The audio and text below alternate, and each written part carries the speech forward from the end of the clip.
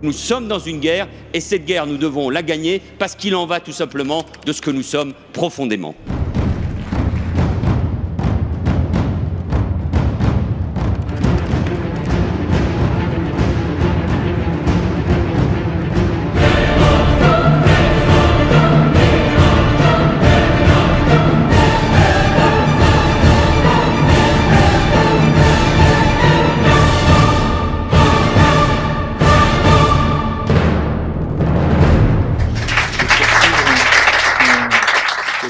On avait commencé l'an dernier. Donc l'an dernier, je vous avais un peu entretenu de la question, c'est comment devenir des bons spin doctors. C'est-à-dire des gens qui seraient doués pour retourner autrui. Retourner, c'est-à-dire faire changer d'avis. Ça revient à ça. Mais là, bon, il s'agit comment dire ça, je vais vous parler en fait plutôt de comment devenir des bons ingénieurs sociaux. Donc c'est un petit peu, c'est encore plus, je dirais, ambitieux, puisque bon, l'ingénierie sociale consiste pas simplement à faire changer d'avis autrui, mais carrément à le transformer. Cette transformation est censée être définitive. C'est ça l'ingénierie sociale. Ce qui distingue l'ingénierie sociale de la manipulation, c'est que la manipulation, c'est ponctuel. L'ambition, le projet n'est pas de transformer la nature de l'être social que vous avez en face de vous. Donc, en général, les spin doctors ont des missions ponctuelles, que ce soit à l'OTAN, que ce soit dans les services secrets, ils sont là pour en fait, faire des opérations comme ça, je veux dire limitées dans le temps. Il s'agit par exemple, c'était un spin doctor de l'OTAN qui s'appelle Jamie Shea, qui avait participé à des émissions aussi, où il avait effectivement expliqué comment il avait travaillé pour retourner l'opinion européenne en faveur de la guerre en ex-Yougoslavie. Puisque les opinions publiques n'y étaient pas favorables, donc l'état-major, le sommet de l'OTAN s'est légèrement alarmé de cette situation, et donc ils ont fait appel à ce monsieur qui s'appelle Jamie Shea, S-H-E-A. Et il s'était expliqué de manière en fait très honnête sur le travail qu'il avait accompli. Et, voilà. Mais là, on va au-delà de ça. Là, j'ai envie de parler d'ingénierie sociale. Ça reste dans le cadre de la réinformation, puisque bon, malgré tout, ça concerne la question de l'information, de la désinformation et là aussi de la réinformation. Donc ce que j'ai appelé neuropiratage aussi, ça va dans ce sens-là. Donc c'est le titre que j'ai donné au livre qu'on a fait à AER, aux éditions Contre-Culture. Le neuropiratage. Un autre terme aussi, c'est conduite du changement. Là, c'est directement un terme issu du management. Conduite du changement, changement dirigé, par exemple. Alors ensuite, bon, les managers aiment bien édulcorer leur phraséologie pour ne pas éveiller de soupçons. Donc il y a le terme d'aide au changement qui est apparu. Et qui a l'air en quelque sorte un peu, je dirais, c'est un peu le bon samaritain qui va aider une entreprise, qui va aider un individu à changer, alors que la plupart du temps, en réalité, quand on regarde concrètement leur mission, ça consiste en fait effectivement à transformer une culture d'entreprise, mais pas dans le sens, je dirais, voulu par l'entreprise, mais dans le sens voulu par les actionnaires en général, et qui ne va pas forcément dans le bon sens. Donc en réalité, une entreprise qui marche peut être l'objet d'une opération de conduite du changement pour la faire dysfonctionner volontairement. C'est souvent ça aujourd'hui le management. Mais ce dysfonctionnement intentionnel représente un intérêt à un niveau ou à un autre. Mais pour des gens qui, en quelque sorte, ne sont pas directement concernés par le sort de l'entreprise. Donc un cas concret, c'est effectivement il y a quelques années, j'étais en contact avec des gens qui travaillaient dans ce domaine-là. Il y en avait un qui était sur une mission longue à la RATP et dont le métier consistait à faire accepter aux contrôleurs du RER en région parisienne des réductions d'effectifs, de passer par exemple de 3 à 2, ou de 4 à 3, ou enfin bref, en tout cas de passer, de réduire leurs effectifs, y compris sur des sections parfois dangereuses physiquement, hein, parce que voilà, on en est là aujourd'hui, hein, Paris c'est le Bronx, quoi. Et donc, bon, quand vous êtes 4 contrôleurs dans le RER, forcément vous avez moins peur que quand vous êtes 2. Voilà. Bon, donc effectivement, la RATP n'a pas été jusqu'à... Alors, le RER, vous savez ce que c'est, là, c'est plus que le train, quoi. Enfin, c'est entre le train et le métro. Bon, le métro, c'est en fait un réseau assez limité, mais bon, après, il y a les trains de banlieue, puis les trains pour venir jusqu'à Lille. Mais entre les deux, donc, il y a le RER, qui est une espèce de train qui va très loin en banlieue, mais qui va pas jusqu'en province.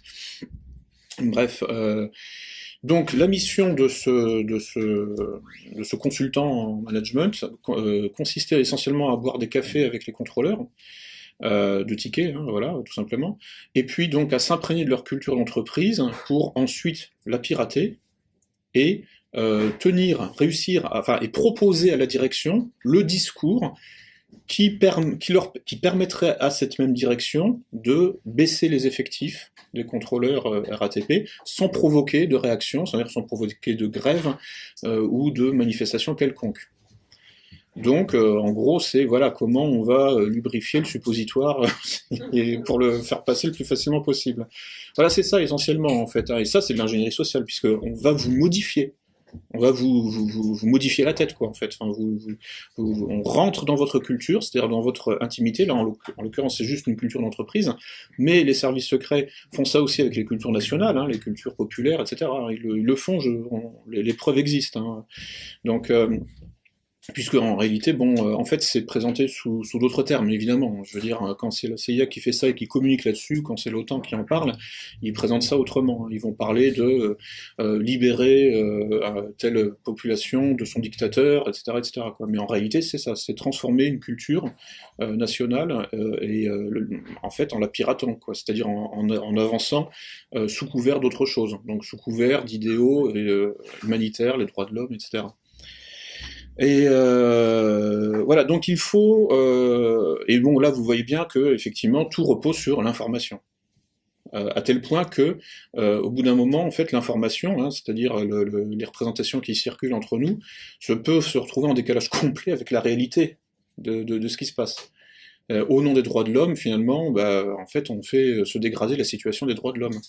Et Et de la même façon, au nom par exemple, pour reprendre l'exemple du consultant dont je parlais, au nom de l'optimisation du fonctionnement de telle entreprise, en fait, on dégrade le fonctionnement de cette entreprise. Ensuite, à qui ça profite, hein, à qui profite le crime? Bon, ça peut être effectivement des actionnaires qui se disent mais on va peut-être comme ça privatiser ou on va réussir. Alors parfois ça peut être encore plus machiavélique, hein, c'est juste pour augmenter la criminalité. Je veux dire, faut quand même être conscient de ça, hein. Ça peut être un objectif, hein, c'est-à-dire mais l'augmentation de cette criminalité ou de cette délinquance dans le RER parisien permettra indirectement de produire d'autres effets dans un autre champ de la société, et voilà, et tout ça, ça se règle, comment dire, en petit comité, puisque bon, les directeurs de toutes ces grosses agences nationales se connaissent, se fréquentent, en dehors, hein, des heures de travail. Voilà. Bon, c'est essentiellement là que ensuite les décisions se prennent, hein, de toute façon. Que ce soit dans les think tanks, dans les lobbies, dans tout ce que vous voulez, dans les loges, ou je ne sais où. Mais bon, au bout d'un moment, quand on reconstitue, effectivement, quand on a une vision un peu panoramique des choses, on voit bien la cohérence, hein. Je veux dire, voilà, c'est toujours plus de précarité, toujours plus de violence, toujours plus d'insécurité, parce que effectivement, ça permet de privatiser toujours plus. Après avoir détruit l'outil du service public, on a un bon prétexte pour dire, eh bien, écoutez, voilà, on va pouvoir rattraper la situation, parce que finalement, cet outil du service public n'est pas fonctionnel, enfin, il n'est pas efficace. Le problème, c'est qu'en réalité, on l'a détruit auparavant. Voilà, et donc, bon, là, on baigne là-dedans depuis maintenant des dizaines d'années, en réalité, en France, hein, et c'est un peu partout, dans tout le monde occidental. Et donc voilà, mais vous voyez bien que là, en fait, on n'est pas simplement dans des opérations effectivement limitées dans le temps, dans des opérations, on est vraiment dans un programme de transformation générale de la société, et et irréversible. C'est ça qui est important. C'est-à-dire que, bon, la propagande, la désinformation, tout ça, en fait, c'est réversible. Et il n'y a pas vraiment, de la part des consultants dans ces milieux-là, quand ils ont des missions ponctuelles, bon, ils ne réfléchissent pas au-delà de ce qu'ils sont payés pour faire. Mais bon, l'ingénierie sociale va au-delà de ça, et donc ça consiste effectivement à transformer de façon irréversible un être social. Donc c'est du retournement définitif, hein, c'est du super spin, quoi, en fait. Donc pour que cette transformation soit définitive, il faut donc toucher non pas les contenus, hein, mais le contenant. C'est-à-dire que la désinformation classique touche les contenus. Mais là, moi, mon but, c'est pas de vous désinformer, c'est de transformer votre fonctionnement cognitif. Donc il va falloir que je touche les contenants. C'est-à-dire, il va falloir que je touche non pas au mobilier de votre appartement, mais à ses murs porteurs. Donc, il va falloir que je transforme, que je modifie les murs porteurs de votre esprit. C'est ça l'ingénierie sociale. Au moyen, donc, d'une désinformation. Évidemment, je vais utiliser... parce que si je vous laisse libre, si je vous laisse livrer à vous-même, bon, en gros, votre instinct de conservation va vous orienter sur ce qui est bon pour vous. Et donc pour entretenir les murs porteurs de votre esprit. Mon but, c'est de vous transformer contre votre intérêt. Plus exactement, c'est de vous transformer en fonction de mon intérêt. Donc votre intérêt, je m'en fous complètement. Donc c'est de vous aliéner totalement. Ce faisant, donc, je réfléchis en fait à la meilleure stratégie possible, c'est comment vous transformer dans mon intérêt, en toute indifférence au vôtre, hein, ou même éventuellement contre votre intérêt, parce que je peux même avoir une intention génocidaire, hein, je peux avoir l'intention de vous tuer, quoi, en tant que peuple, en tant que groupe, en tant que ethnie éventuellement, parce que bon, l'ingénierie sociale s'intéresse aux grands groupes plutôt, enfin bon, ça peut s'intéresser aux individus évidemment, dans les applications strictement informatiques, mais là, bon, on parle de piratage de continents entiers, hein, là, aujourd'hui on en est là. Donc, pour parvenir à mes fins, hein, donc évidemment, c'est-à-dire modifier les murs porteurs de l'esprit d'un continent, c'est ça l'ambition, hein, c'est ça le programme, forcément, je ne peux pas vous dire ce que je vais faire. Puisque, en fait, les murs porteurs, finalement, de votre culture, je dirais nationale ou continentale, ont émergé au fil des siècles, et s'ils sont encore là, c'est parce qu'ils sont viables. Donc, je dois réussir, moi, en tant qu'ingénieur social, à contourner votre instinct de conservation, qui vous dit ce qui est viable et ce qui ne l'est pas, pour vous faire croire que ce que vous savez être viable ne l'est pas en réalité, et que ce qui n'est pas viable, ma solution, en fait, est viable. Donc je dois vous faire croire quelque chose, qui est en fait assez énorme. Hein, donc, pour parvenir à cela, donc je dois mentir, mentir, mentir comme je respire, hein, donc désinformer, désinformer, désinformer, du matin au soir, et même la nuit, puisque maintenant on est dans vraiment l'information 24 heures sur 24.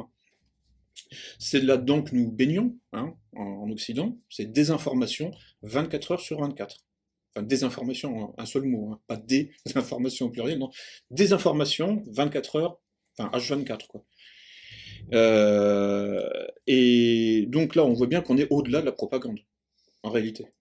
On est vraiment dans un programme, en fait, on est dans une matrice, hein, un peu comme dans le film, quoi, dans un environnement. C'est-à-dire qu'en fait, le pouvoir touche non pas les contenus, mais il touche le contenant. Et il touche notre environnement mental. Donc là, il essaye de toucher les murs porteurs de notre esprit, et pas simplement le mobilier ou la peinture intérieure, le papier peint, etc. Parce que là, à la limite, ce serait... Bon, voilà, je veux dire, c'est réversible. Le pouvoir qui rentre chez moi et puis qui repeint ma chambre, bon, bah, je passe derrière et je repeins par-dessus. Mais là, s'il arrive à toucher les murs porteurs, bon, bah, après, il peut faire de la démolition contrôlée. Hein, c'est-à-dire, en fait, retirer les bases, pouf, tout s'effondre quand il veut, et pas quand je veux. Mais voilà. Donc le pouvoir doit réussir à rentrer chez nous et en fait à poser des bâtonnets de dynamite au niveau des murs porteurs. Et tout ça, en fait, avec notre accord, en fabriquant notre consentement. C'est-à-dire qu'en fait, c'est nous qui allons lui ouvrir la porte pour qu'il rentre et qu'il pose les bâtons de dynamite sous nos yeux. Et qu'on considère ça comme non seulement normal, mais bon pour nous. Ouais. Voilà, c'est ça tout le travail de l'ingénierie sociale. Alors, dans un premier temps, il faut devenir conscient de tout ça, puis dans un deuxième temps, il faut passer à l'attaque, il faut faire la même chose. Donc là, aujourd'hui, je vais essayer de parler, enfin de vous transmettre comment finalement répondre à l'ingénierie sociale par de la contre-ingénierie sociale, hein, et comment, bon, déjà s'imprégner de toute cette méthodologie, et puis comment effectivement en faire, enfin devenir soi-même un praticien de tout ça. C'est-à-dire comment ensuite toucher les murs porteurs de l'esprit de l'ennemi. Alors, notre ennemi, donc, a l'intention, effectivement, donc de sonner à notre porte, de rentrer et puis de commencer en fait à poser effectivement, des charges, hein, pour ensuite faire la démolition contrôlée de notre appartement. Il n'a pas l'intention de rentrer par effraction. Hein. Je veux dire, ceux qui rentreront par effraction sera après. Mais d'abord, notre ennemi prioritaire, numéro 1, il va rentrer chez nous donc avec notre accord.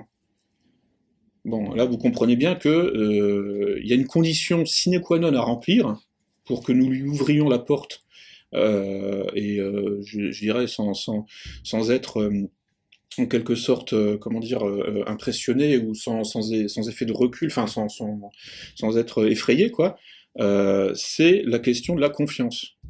Bon, j'en avais un petit peu parlé l'an dernier, hein, c'est-à-dire que voilà, la base de l'ingénierie sociale, c'est inspirer la confiance.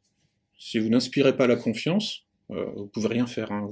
C'est-à-dire que vous avez affaire à un mur, quoi. En fait, genre, les gens vous ouvrent pas la porte, ils vous laissent pas rentrer chez eux, etc.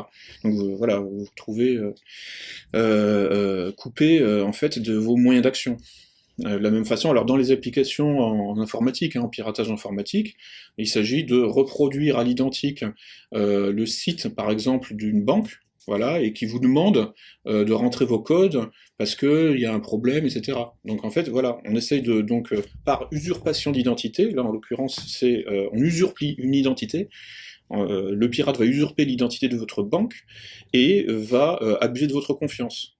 Donc là, dans les techniques d'ingénierie sociale vraiment issues du piratage informatique théorisé là, depuis les années 2000, ça revient tout le temps, hein, c'est usurpation d'identité. Sur Internet, bon, ça pose de plus en plus de problèmes, et abus de confiance.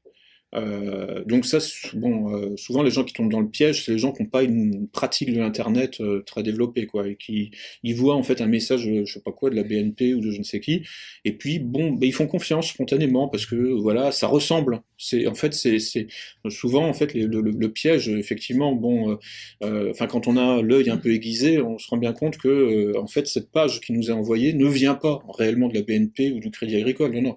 En fait, il y a des petits détails qui montrent que c'est une imitation faussaire.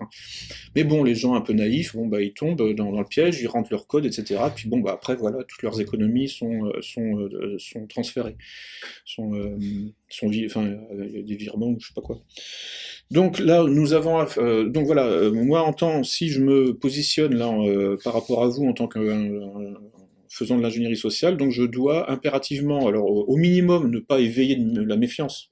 Ça, c'est le minimum. Donc voilà, je dois être passé inaperçu, ne pas être vu. Dans l'idéal, il faut carrément que j'obtienne votre confiance. Et donc, bon, alors là, bon, je sors des applications strictement informatiques en piratage, etc. Et puis je reviens donc dans, on pourrait dire, l'activisme politique. Hein, c'est-à-dire qu'on va appliquer ça, on va transférer les compétences pour faire du prosélytisme politique, puisque bon, il s'agit de sauver notre peau. Hein. Aujourd'hui, là, les campagnes de puçage électronique sont en cours, etc., etc. Enfin bref, les problèmes, vous les connaissez. Si vous êtes là, c'est que vous êtes relativement conscient de la situation, d'urgence mondiale, quoi. Voilà, il faut en fait appliquer tout ça dans le champ donc de la pratique politique, sachant que bon, on n'a pas les moyens évidemment de la Fondation Rockefeller ou Rothschild ou des banques qui eux ont des milliards de dollars à dépenser. Nous, qu'est-ce qu'on peut opposer à cela, hein? C'est en fait, bon, alors mon slogan, c'est face aux milliards de dollars, il faut être, non, face aux millions de dollars, il faut être des millions de gens. C'est parce que si on arrive à s'organiser, à travailler en synergie, on peut opposer un front relativement structuré, organisé, et donc en distribuant les tâches, hein, effectivement, bon, on peut faire un contre-pouvoir, opposer un contre-pouvoir aux millions de dollars. Parce que quand vous avez l'argent, évidemment, il vous est très facile de lancer des campagnes promotionnelles, enfin, d'acheter des encarts publicitaires, enfin d'acheter du temps de cerveau disponible, hein, comme disait le patron de TF1. Et donc, une personne peut faire le boulot de 50 personnes. Mais quand on n'a pas l'argent, ben, il faut être les 50 personnes. C'est-à-dire en termes de diffusion de l'information. C'est-à-dire en termes de réinformation. C'est-à-dire face à la désinformation donc du pouvoir qui, avec une personne, fait un travail de désinformation de 50 personnes, en face, nous devons être 50 personnes physiques à réinformer, puisqu'on n'a pas le capital qui permet de simuler les 50 désinformateurs. Vous voyez ce que je veux dire? Donc c'est une question, c'est que quand on n'a pas le capital financier, il faut le capital humain. C'est le seul moyen de contrebalancer.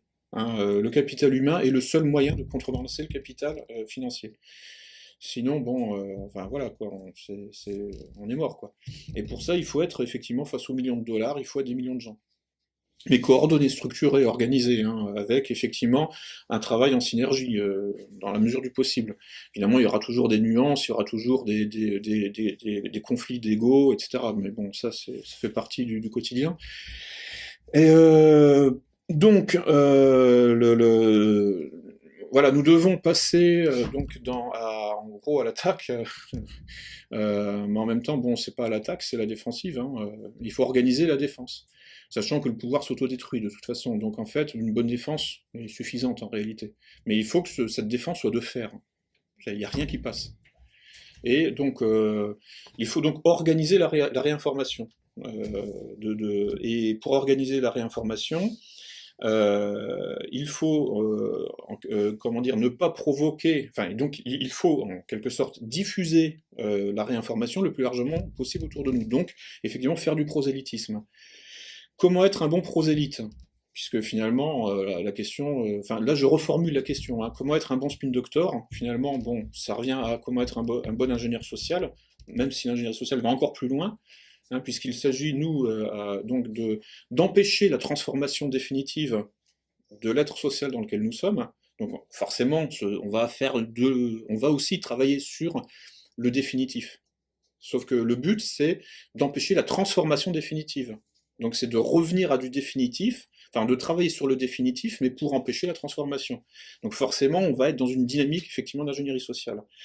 C'est-à-dire sur les questions de définitive, je sais pas si ça existe définitivité, enfin en tout cas sur les questions en fait de tout ce qui sera, tout ce qui relèvera de l'être social, mais définitif quoi. Enfin, quand je dis définitif, c'est-à-dire durable, hein, évidemment. Après, je veux dire, bon, les choses, comment dire ça, enfin, il y a aussi des peuples qui disparaissent au cours de l'histoire, quoi. Mais bon, là, en l'occurrence, on n'est pas dans une disparition des Européens, je dirais, par leur mort naturelle. Là, on est dans un processus accéléré. On est dans un génocide des Européens aujourd'hui. Donc, qui dit génocide dit effectivement mort définitive. Là. Bon. Bon, c'est pour ça cette notion-là, en fait, doit vraiment être présente. Quoi. Il faut s'inscrire dans le long terme. C'est ce que je veux dire. Si on ne s'inscrit pas, si on n'inscrit pas notre travail de prosélytisme, enfin de réinformation dans le long terme, en fait, on reste, je dirais, friable. On reste finalement dans une forme d'incertitude, dans une sorte comment dire ça, de timidité. Voilà, donc non, il faut s'inscrire vraiment dans l'infini, enfin dans l'éternité, donc dans le long terme, donc dans le définitif. Ça, c'est une question, là je dirais, c'est un peu du coaching psychologique, quoi. La gestion du tonus émotionnel, comment on se positionne par rapport au pouvoir et comment on se positionne par rapport à ce qu'on veut. Bon, moi je veux du définitif. Ce que je veux, c'est de la stabilité. C'est pour ça que je me revendique anticapitaliste, le capitalisme étant le culte du précaire, de l'instant, de la vitesse, donc voilà. Pour ça, donc, alors, pour être un bon prosélyte, hein, un bon ingénieur social, etc., donc je dois inspirer la confiance. Hein, si je veux que mes éléments de langage, hein, puisque l'information repose sur des éléments de langage, toujours, même si l'information est constituée d'images, en réalité, une image toute seule ne signifie rien. Donc de l'image signifiante, forcément, sera inscrite dans une narration. Et donc on revient finalement à des mots. C'est-à-dire une structure syntaxique avec des images qui se suivent et qui en fait se construisent un scénario. Donc en fait, même quand les mots n'apparaissent pas explicitement, même quand il n'y a pas de légende, hein, aux images, en fait, le scénario, la narration est implicite. Mais il n'y a pas, enfin, en réalité, l'image est toujours subordonnée à des mots, à des éléments de langage. Donc en fait, il faut se placer à ce niveau-là. Alors comment inspirer, enfin comment donc diffuser nos éléments de langage, puisque ça revient à ça. Donc là, je passe mon temps à traduire ce que je dis en fait. Telle chose égale telle chose égale telle chose, mais bon voilà, ça forme un ensemble cohérent. Donc comment, donc voilà, c'est en inspirant la confiance. Et donc, puisqu'on parle d'information, de réinformation, eh bien, à un moment, il faut aborder la question des sources. Alors, quelles sont les sources d'information qui inspirent confiance? Voilà. Tout est là. C'est-à-dire qu'en fait, si vous utilisez des sources qui n'inspirent pas confiance, vous n'arriverez pas à transmettre vos éléments de langage. Donc, vous n'arriverez pas à réinformer.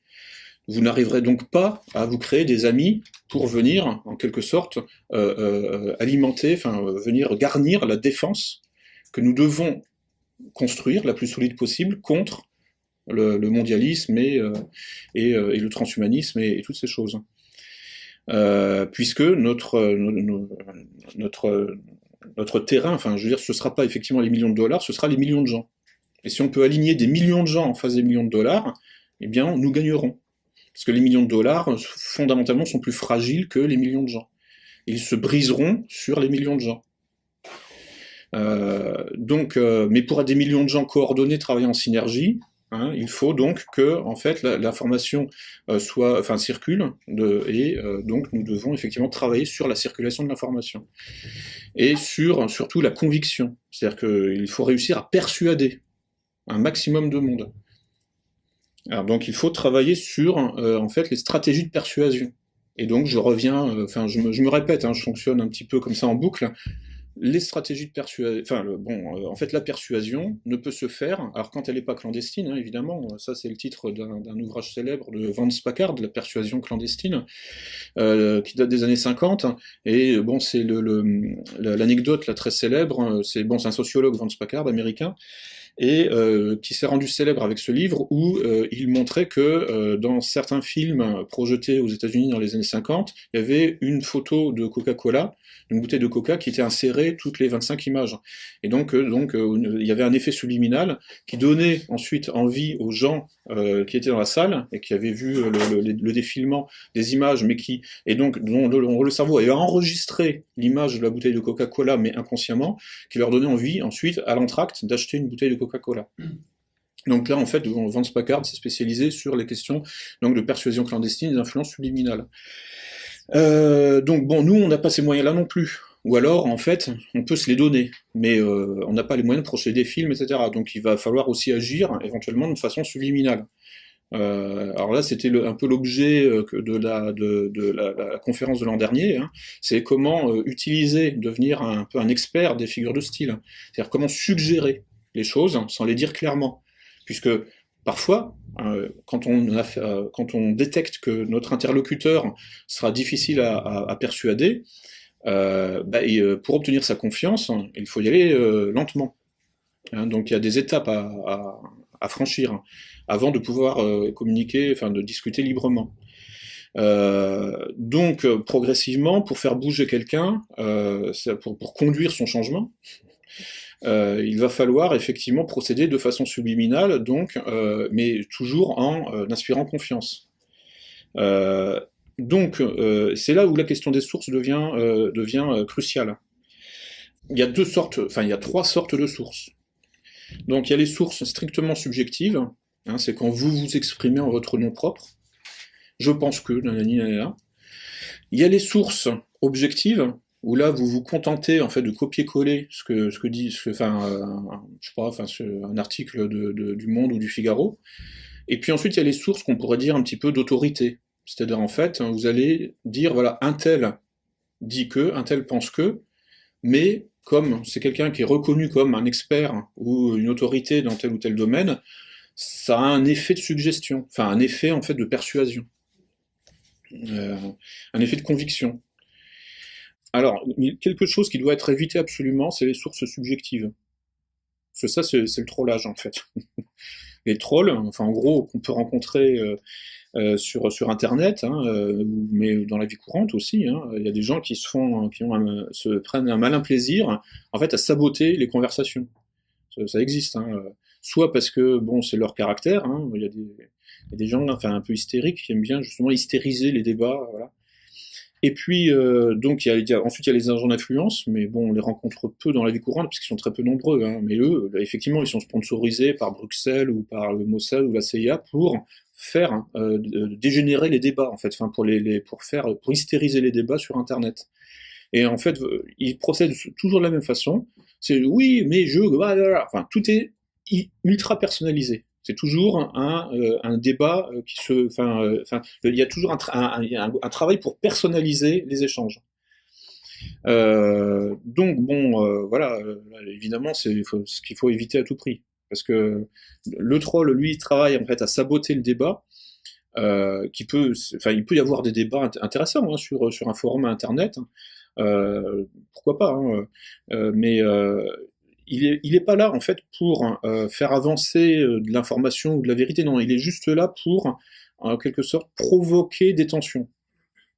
Donc faut pas tomber dans le piège, hein, comme on dit, don't feed the troll, hein, ne nourrissez pas le troll. À partir de là, comment faire pour contourner ce risque d'hystérisation des débats, hein, qui consiste à toujours personnaliser, hein. Par exemple, si on parle, par exemple, je sais pas, de la Russie, on va parler de Poutine, surtout pas de la Russie, ni de la géopolitique internationale. Non, non, Poutine, Poutine, Poutine. Si on parle du Brésil, ah oui, Dilma Rousseff, Rousseff, Rousseff, Rousseff. Si on parle du temps de Chavez, hein, fallait surtout pas parler du Venezuela, fallait parler de Chavez, Chavez, Chavez, Chavez, uniquement Chavez. À chaque fois, en fait, c'est une technique. Hein, en fait, ça consiste, c'est le chamboule tout, quoi. Et enfin, vous mettez en place des boîtes de conserve, et puis au sommet, vous avez la tête de quelqu'un, puis vous allez lancer des chaussettes, des chaussettes en boule, quoi, pour voilà, c'est ça, ou c'est les guignols de l'info, quoi. Voilà, c'est ultra personnalisé, ultra subjectif, et le but, c'est que tout le monde s'énerve. Et c'est-à-dire qu'en fait, là, le but final recherché là-dedans, c'est juste pourrir le débat, et c'est produire un effet d'énervement global. Pour que, précisément, là, on est vraiment dans la gouvernance par le chaos. Le but, c'est d'être purement destructif. Il faut en aucun cas être constructif. Parce que ça fait avancer, en réalité, l'agenda de certaines puissances géopolitiques. En fait. Quand on examine bien pourquoi la CIA, par exemple, a mis au point des techniques de sabotage et en a diffusé. Hein. Enfin bon, sur le site de la CIA, donc à intervalles réguliers, il y a des archives hein, qui sont publiées au titre du FOIA, là, le Freedom of Information Act. Et donc, bon, bah, la CIA, effectivement, diffuse ses propres archives. Enfin, quand elle considère que, bon, il n'y a plus aucun risque, en fait. Donc là, il y a un manuel de sabotage qui a été diffusé, enfin qui avait été écrit dans les années 50, hein, et puis qui, pour en quelque sorte faire, c'est une espèce de manuel, des réseaux gladiaux quoi en fait. C'était pour en fait étendre l'influence atlantiste en Europe et comment faire dans les entreprises pour empêcher les syndicats d'avancer, nanani, nanana. Bon, tout ça, on pourra le mettre en post-production, les liens quoi. C'est en fait c'est un site qui s'appelle Hacking Social hein, qui parle de ça et donc je vous recommande, on mettra les liens, tout ça. Donc j'en étais oui, au sabotage volontaire, hein, donc, qui malgré tout permet, en fait le sabotage volontaire du discours rationnel hein, permet d'ouvrir une autoroute finalement à la violence physique. Enfin, une fois qu'on n'est plus en état de se parler rationnellement, bon, il n'y a plus qu'une chose à faire, hein, c'est à frapper, cogner. Voilà. Et ça, c'est une stratégie parfaitement intentionnelle.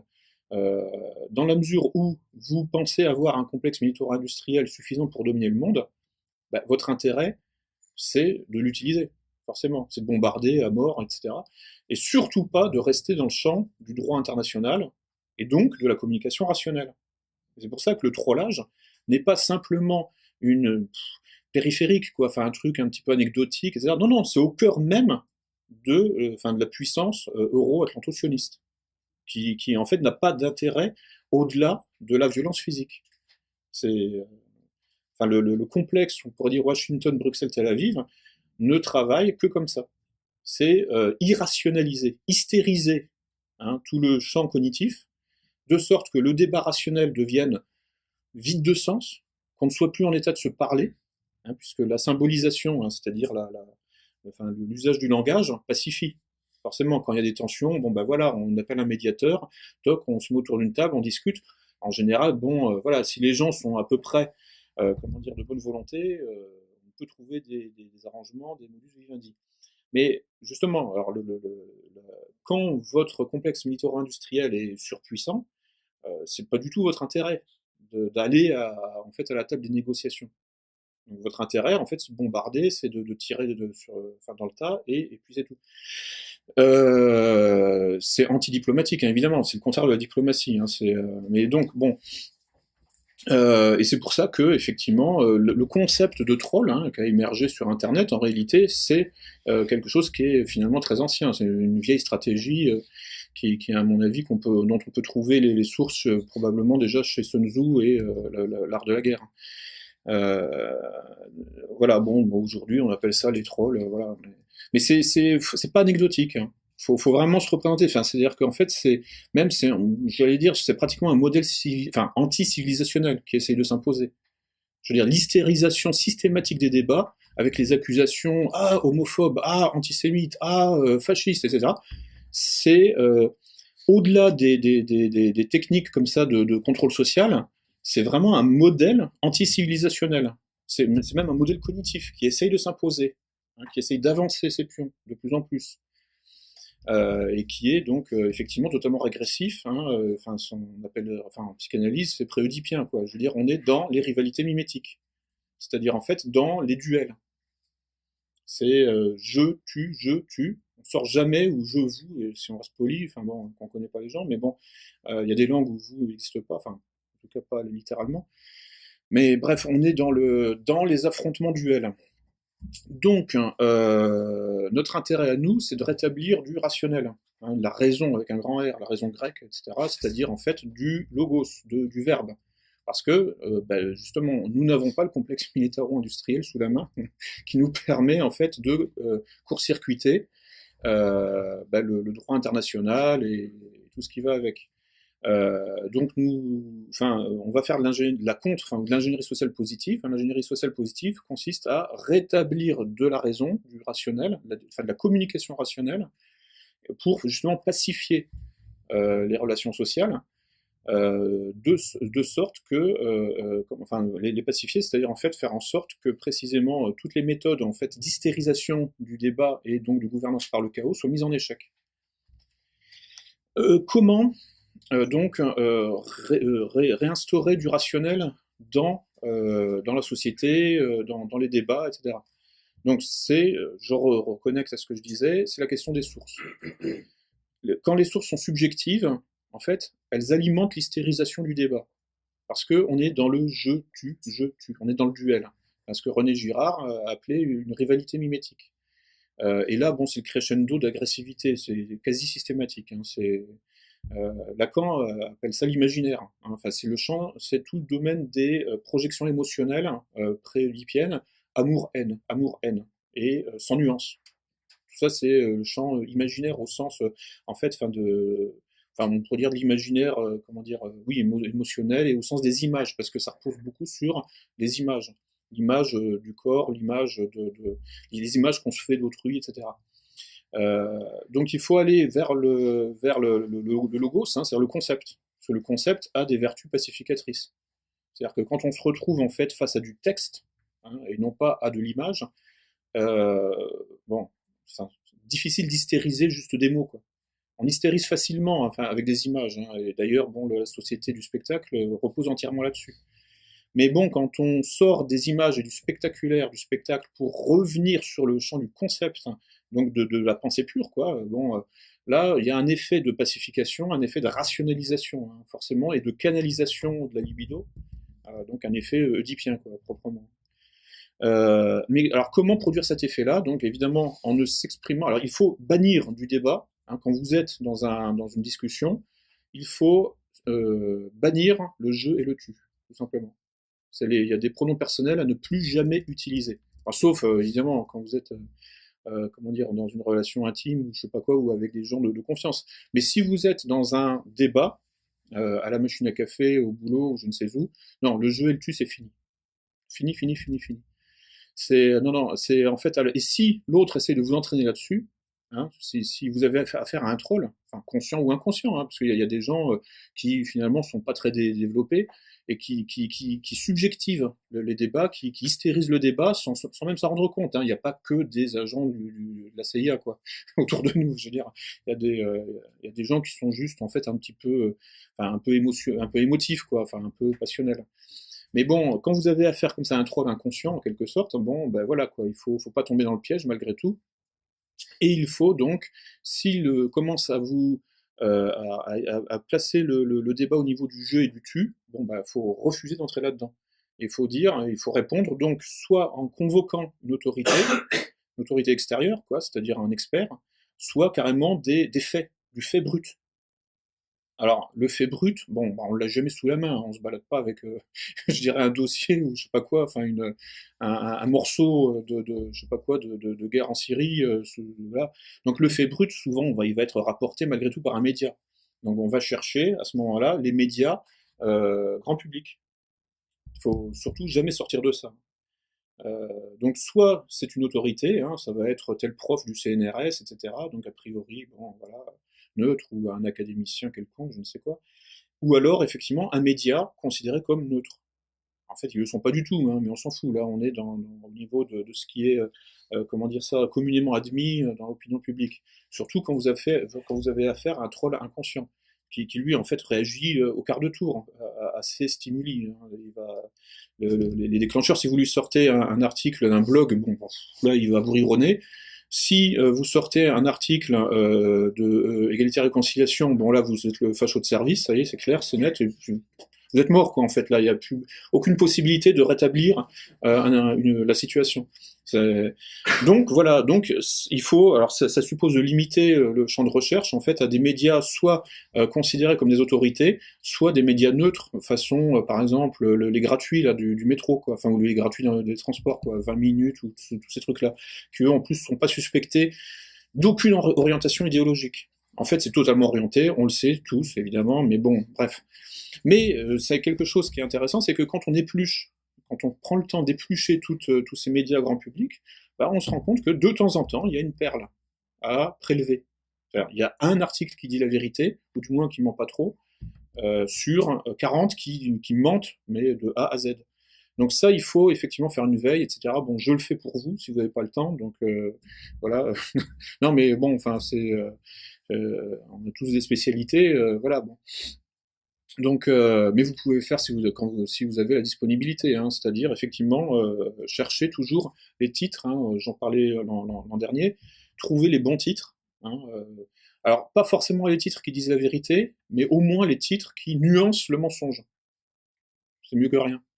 Mais je veux dire, non, mais c'est mieux que rien parce que fondamentalement, quand vous avez affaire à un troll inconscient, vous pouvez pas tout de suite, enfin à la limite même un article du Monde qui dit la vérité, un titre qui dit la vérité, quelque part si c'est trop en contradiction avec l'idéologie dominante, même si ça vient du Monde ou du Figaro, bon, non, il peut pas assimiler quoi. Donc il va falloir y aller lentement. Donc il faut d'abord déjà introduire en fait à finalement non pas la vérité, mais un mensonge nuancé. Voilà. Il faut lui dire, par exemple, je sais pas, dans une conversation à la machine à café sur la Syrie, ah oui, alors vraiment Bachar al-Assad, vraiment quel tyran, etc. Bon ben voilà, faut trouver, et ça existe, un article du Monde qui dit, oui, mais par exemple, l'accusation d'avoir utilisé des armes chimiques, l'ONU a dit qu'en fait c'était les rebelles. Voilà, bon, déjà ça nuance quand même pas mal. Et ça existe. On a eu des articles comme ça avec ce titre-là. Donc ça, faut exploiter ça, quoi. Et là, bon, effectivement, il s'agit pas de dire, enfin, vous ne lui dites pas, oui, mais si c'est pas Bachar al-Assad, c'est Daesh, quoi, en gros. Ça, et Daesh, en fait, c'est Israël. Donc, bon, voilà, là, bon, c'est pas possible. Enfin, non, totalement impossible à assimiler. Donc, en fait, bon, voilà, faut y aller lentement, quoi. C'est- Voilà, donc les sources sont, enfin, c'est central.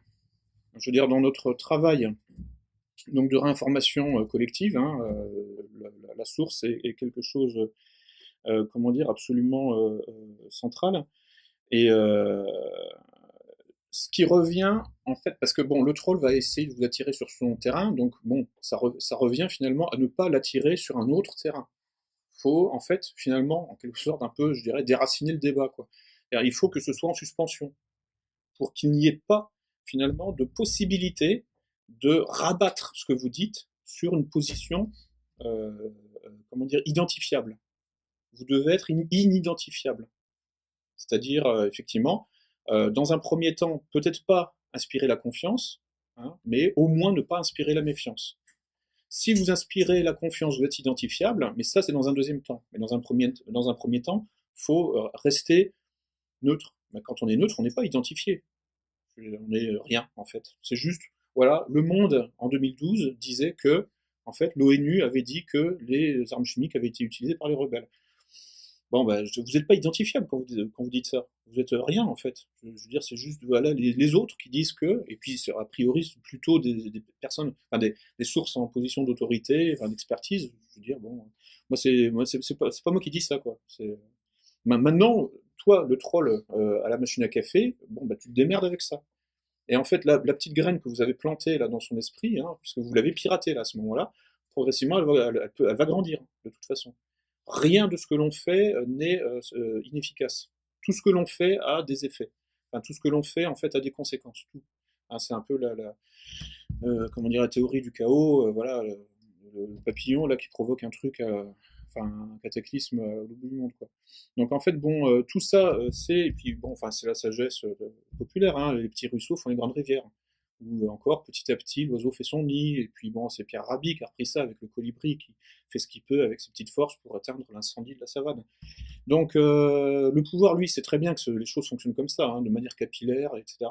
Bon, c'est pour ça qu'ils passent leur temps à cogiter à comment empêcher tout ce que je vous dis, enfin comment empêcher justement cette réinformation capillaire de progresser. Puisque ça se fait beaucoup par Internet. Donc comment censurer Internet? Mais comment censurer Internet sans dire qu'on censure Internet? Voilà. Alors, en ce moment, on voit bien qu'ils cogitent à mort là-dessus. Donc tous les 6 mois, il y a un nouveau rapport. C'est pour contre le complotisme, contre la radicalisation. Enfin bon, ils sont en fait là en pleine ébullition en fait, hein. Donc parce que précisément, ils ont affaire au problème dont je vous parle directement, hein. Et puis eux, et en plus, ils ont la grille de lecture depuis des années, quoi, en fait, hein. Je veux dire, tout ce que je dis là, pour eux, c'est parfaitement banalisé, c'est dans leur méthode de travail. Tout ce qui est storytelling, compagnie, tout ça fait partie de leur pain quotidien. Donc, voilà, donc il faut ensuite, alors il y a aussi simplement, enfin une manière de faire, hein, ça consiste simplement à comparer, enfin à mettre les sources en comparaison, enfin en fait organiser le duel des sources. Parce que là, ça permet aussi encore une fois de décentrer par rapport à vous-même, et surtout donc de dépassionner le débat. C'est-à-dire que vous pouvez même, comment dire, apporter de l'eau au moulin du troll. C'est-à-dire lui dire oui, oui, bah, enfin, tu dis ça, mais bon, effectivement, il y a un tel qui dit ça. Enfin, par exemple, un bon moyen, par exemple, aussi d'embêter, par exemple, les trolls de l'OTAN sur la question ukrainienne. C'est en fait ceux qui, par exemple, bon, vous disent oui, effectivement, c'est les patriotes ukrainiens. Enfin, donc, effectivement, les réseaux Gladio, hein, donc couvés par l'OTAN depuis les années 40, hein, qui ont fait le putsch là en 2014. Le problème, c'est que en fait, l'extrême gauche soutient aussi Maïdan. Donc là, quand vous avez affaire en fait à un troll de l'OTAN, enfin des réseaux Gladio, quoi, en fait, c'est-à-dire plutôt d'extrême droite, bah, vous lui dites, mais là, tu me parles en fait de cette révolution colorée de Maïdan, l'Euromaïdan, comme étant finalement une révolution spontanée.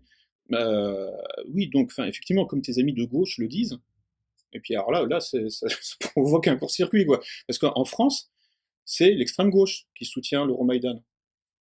Euh, alors, peut-être pas forcément. En Ukraine, c'est pas tout à fait ça. Mais justement, c'est ça qui est intéressant aussi, c'est de montrer progressivement, en fait, parce que là, ça permet en fait de faire réfléchir sur la base de cas concrets, et puis aussi de commencer à dévoiler tous les réseaux, précisément atlantistes, qui vont en réalité de l'extrême gauche à l'extrême droite. Parce que historiquement, bon, les réseaux gladiaux sont plutôt issus de l'extrême droite, hein, issus du nazisme, etc. Mais bon, au fil du temps, hein, et puis bon, les vieux mouraient, etc. Donc bon, il a fallu se rabattre aussi sur d'autres réseaux. Donc en Europe de l'Ouest, l'OTAN s'est rabattu sur l'extrême gauche. Et bon, ça donne l'antifascisme et toutes ces conneries. Euh, Là, tout le travail de l'OTAN en ce moment, c'est de faire fusionner l'extrême gauche et l'extrême droite. Donc ils ont commencé en fait, hein, c'est-à-dire en gros, et là je vois par exemple dans l'extrême gauche française, l'extrême gauche française commence en fait à se passionner pour la question de la Crimée. Voilà, boum, ça tombe comme ça, on demande bien pourquoi. Bon ben voilà, c'est pour commencer à faire monter les tensions sur ce qu'ils appellent donc l'annexion de la Crimée. Mais là, en France, alors vous avez effectivement, bon, alors, les réseaux gladiaux d'extrême droite en France sont à moitié morts, enfin il y en a pratiquement plus personne. Mais bon, l'OTAN ne désespère pas de les réanimer. Donc on tombe à intervalles réguliers, hein, effectivement, sur des individus qui sont dans ces réseaux-là. Mais bon, massivement, hein, démographiquement, c'est quand même beaucoup plus extrême gauche aujourd'hui en France qui est sous contrôle atlantiste. Et donc voilà, alors pour provoquer justement en fait, en quelque sorte des bugs en quelque sorte, hein, dans le logiciel, c'est-à-dire provoquer des courts-circuits, etc. C'est une bonne stratégie que d'utiliser en fait, de se placer dans la perspective du troll, tout en montrant que finalement ce sont ses ennemis déclarés qui tiennent son discours dans un autre pays, par exemple. Là, ça permet effectivement, ça a une fonction, on pourrait dire pédagogique, qu'il ne faut pas, qui n'a pas forcément d'effet direct sur le troll en lui-même, mais en tout cas sur les spectateurs, les gens qui vous regardent. Parce que il y a ça aussi en fait à savoir, comment dire, évaluer. Hein. C'est-à-dire en fait sur un forum, vous n'êtes pas que deux. Il y a aussi tous les gens qui vous regardent. Et puis il y a des gens sincères, qui sont sincèrement trompés, mais qui vont voir que par exemple si vous mettez des sources en béton armé pour défendre, enfin du moins pour nuancer ce que dit le troll, ah, ils vont commencer à se dire mais oui en fait là j'ai affaire à un troll j'ai affaire à quelqu'un qui s'exprime en son nom, hein, qui fait des grandes diatribes lyriques, etc. Oui, vous êtes un fasciste, vous êtes homophobe, etc. Puis en face j'ai quelqu'un en fait qui finalement ne dit jamais je, donc bon a priori position un peu d'humilité face aux faits, etc. Et qui se contente d'aligner des références qui viennent parfois même du camp du troll. Bon, là, il y a un effet exemplaire. Vous voyez ce que je veux dire? C'est qui marche, hein, je le sais. Enfin, je l'ai remarqué en fait avec mes fausses identités sur Facebook. Je m'amuse à ça, voilà. Et après, j'ai des retours de spectateurs comment dire ça, de la conversation, enfin de la zut, la joute, oui, voilà, c'est le terme que je cherchais. Donc j'ai une joute comme ça, en fait, où je me contente d'aligner, de faire du copier-coller. En face, j'ai un dingo, quoi, en fait, ou un agent d'influence, l'un ou l'autre, hein, je ne tranche pas. Et puis, oui, voilà. Et puis après, je reçois un message personnel qui me dit ah oui, d'accord avec vous, nanani, nanana, quoi. Alors que bon, je pouvais pas le savoir, quoi, en fait. Ou alors même ou des gens qui envoient des messages pour dire ah oui, mais vous pouvez m'en dire plus sur ce sujet. Bon là c'est que vous avez chopé quelqu'un là. Là c'est bon là, vous avez hameçonné, quoi. Mais pour le bien, hein, évidemment, pour son bien, pour le vôtre et pour le bien de l'humanité. Donc voilà, donc c'est pour ça il faut chercher, il faut pas se placer sur un terrain particulier, hein, il faut être dans le neutre, enfin dans le rien, même pas parce qu'il faut même pas revendiquer la neutralité, quoi. Il faut juste dire voilà, il y a ça qui se dit. Voilà, vous dites ça, bah écoutez, je vous signale que il y a d'autres personnes qui disent autre chose. Voilà, comme ça, bon bah voilà quoi. Maintenant vous vous démerdez. Hein. C'est pas moi d'abord, Je veux dire, c'est premièrement, vous dites que vous êtes de droite patriote et vous soutenez comment dire ça, et vous soutenez l'Euromaïdan. Très bien, ben, de la droite patriote, il y a des gens qui disent autre chose et qui disent même qu'en réalité, en Ukraine, c'est une escroquerie complète, et que le mariage homo est en cours, etc., etc. C'est pas très de droite patriotique tout ça. Enfin, je veux dire, les lois LGBT qui sont en train d'être appliquées en Ukraine, etc., etc. Bon, a priori, ou inversement, vous sortez effectivement un article d'un site d'extrême gauche, alternative libertaire ou autre, qui finalement converge totalement sur la menace russe, l'horrible Poutine, il faut arracher la Crimée des griffes de Poutine. Et là, bon, bah, d'un seul coup, vous avez la droite patriotique qui se retrouve finalement sur la même ligne que l'ultra-gauche dégénérée qui vomit officiellement. Officiellement. Après, bon, on ne sait pas trop finalement qui on a affaire. Voilà, il faut déplacer le terrain du débat. Il faut déplacer. En fait, c'est ce que disait Christian Salmon là sur l'auteur de Storytelling. Hein, il disait bon, voilà, quand on a affaire à des bons storytellers, enfin des gens qui sont forts dans ce domaine-là. C'est-à-dire des artistes du plateau de télé, comme dans le champ politique ou autre, il y en a. Hein. C'est-à-dire des bons improvisateurs qui savent bien mobiliser leurs connaissances, qui ont été bien briefés, tout ce qu'on veut. Bon, en fait, à ce moment-là, il faut déplacer le débat. Alors, on peut déplacer le sujet, on peut déplacer le terrain, etc., etc. Enfin, en tout cas, avec le troll, il faut effectivement ne pas tomber dans le subjectif. Et donc remplacer aussi, alors je pense que par il y a ceci et cela. Vous voyez ce que je veux dire, c'est ou alors un tel a dit que. Voilà, c'est ça. Donc il y a ceci et cela. Donc ça c'est le côté, enfin c'est l'orientation sur l'objectivité pure. Ou un tel a dit que, hein, et il est de votre camp en plus. Quelqu'un de votre camp a dit le contraire de ce que vous dites vous. Enfin, oui, donc là, bon, on n'est pas dans la recherche de la vérité objective, on est simplement en train d'essayer finalement de troller le troller. C'est-à-dire en fait de produire des effets de sabotage de son propre système, comment dire, qu'il essaye de dérouler, hein, vraiment comme le train avance, quoi. Donc faut placer des bûches, quoi, en fait, faire dérailler son train, et ça peut consister en fait à trouver des sources qui émanent de son camp, mais qui disent le contraire, ou qui nuancent, etc., etc.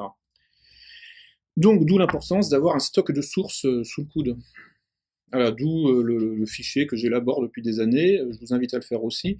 Bon, finalement, je disais, oui, je peux vous le transmettre, mais faites-le vous-même, quoi, en fonction de vos intérêts, hein, ce sera beaucoup mieux, quoi. Parce que bon, si, enfin, je suis pas en train, j'écris pas un texte sacré, hein, donc je veux dire, le but, c'est que les gens soient autonomes, qu'ils se constituent leur propre stock d'archives, avec donc la ligne de code, hein, et puis ensuite le titre. Euh, et puis en fonction de vos intérêts, hein, parce que bon, vous n'avez pas forcément les mêmes intérêts que moi, et puis vous n'avez pas affaire au même public non plus. Enfin, je veux dire, vous n'avez pas affaire à la même sociologie que moi. Donc, intuitivement, au bout d'un moment, vous allez comprendre qu'il vaut mieux orienter votre réinformation dans un sens plutôt que dans un autre, et dans un sens qui n'est pas forcément, enfin, que moi-même j'ai pas capté, quoi. Donc c'est à vous de le faire, ça. Et donc, en fait, bon, alors il y a quelques conseils ultra simples, c'est juste un fichier Word, hein, en fait. Hein. Vous le datez. À chaque fois que vous le modifiez, vous le datez. En fait, vous mettez parce que sinon, vous allez avoir plusieurs fichiers en plusieurs états, et puis les uns vont effacer les autres. Enfin, ça va être le bordel. Donc, datez-les à chaque fois. Ça, c'est juste la précaution minimum. Et puis, bon, moi, je les classe par thème. Voilà, et rangés par ordre alphabétique. Hein, donc, A, B, C, D, donc Afrique, Asie, B, je sais plus ce que c'était, mais enfin bon, C, cosmopolitisme, D, je sais pas quoi, F, finance, etc. Voilà, bon, et puis bah, comme ça, premièrement, en fait, vous allez vous imprégner vous-même de tout ça. Donc, dans la conversation en famille, le dimanche après-midi, là, entre la pomme et le café, bon, ce sera beaucoup plus facile pour vous de claquer les références, quoi. Oui, enfin, quand l'oncle un peu truculent commençait en fait finalement à tenir le même discours qu'un antifa, bah, voilà, non, vous pourrez lui dire, bah oui, mais regarde, c'est ton journal de référence, c'est le Figaro qui dit ça. C'est pas moi, c'est pas moi. Voilà. Et donc voilà, c'est important en fait. Enfin, il faut, c'est vous. Enfin, parce que là, bon, je suis pas là pour vous nourrir à la petite cuillère, quoi, en fait. Hein. Après, les gens doivent voler de leurs propres ailes, et vous devez comprendre que c'est pas pour moi. Enfin, que c'est dans votre intérêt. Hein. C'est donc voilà. Donc et donc oui, voilà, il faut donc comme ce que je disais tout à l'heure là, je pense qu'il faut éviter les sources iconographiques. Hein, c'est-à-dire les vidéos, les photos, les espèces de dessins un peu bidonnés là. Comment dire, qui transforme la tête des gens, tout ça, c'est des conneries, quoi, en fait. Non, mais je veux dire, c'est rien. Enfin, je veux dire, ça fait pas avancer le débat. Bon, les vidéos, les photos, ça se truque beaucoup trop facilement. C'est pour ça que, en fait, bon, enfin, tant que les gens savaient encore lire, bon, bah, faut en profiter, quoi. C'est-à-dire, en fait, faut utiliser de la masse sémantique, mais écrite. Voilà. Bon, quand les gens sauront plus lire, là, effectivement, bon, on passera aux photos ou aux vidéos, quoi. Mais bon, c'est tellement facile à truquer, je veux dire, c'est pas fiable, quoi. C'est pas un matériau fiable. En outre, c'est un matériau qui a le défaut, lui aussi, d'hystériser le débat, quoi. Parce que bon, il y a pas de réflexion avec des images. Enfin, c'est rien. On est dans l'impact émotionnel direct. Hein. Bon, pour moi, c'est à bannir hein, totalement. Quoi. Alors, on peut pas totalement bannir les images parce que quand on poste un article, forcément, souvent, il y a une image en dessous. Quoi. Mais bon, je veux dire, en réalité, les gens regardent quand même beaucoup plus le titre et la source. Voilà, c'est là-dessus qu'il faut jouer. Donc ces sources doivent inspirer la confiance, hein, et donc il faut les adapter aux cibles. Donc si vous parlez à quelqu'un de droite, utilisez des sources de droite, hein, ou alors des sources de gauche pour montrer que finalement il y a peut-être des convergences entre la droite et la gauche, parce que en fait le but final c'est quand même d'exploser ce clivage droite-gauche, en fait, qui empêche vraiment de penser les choses proprement. Mais justement, alors pour ça, si vous avez fait affaire à quelqu'un de droite, hein, utilisez des sources de droite qui disent le contraire de ce qu'il dit, hein, ça existe, ou alors des sources de gauche qui disent la même chose que ce qu'il dit, pour lui montrer qu'en fait finalement, voilà quoi, c'est comme Pierre Gattaz, là, patron du MEDEF, qui est pour les clandestins.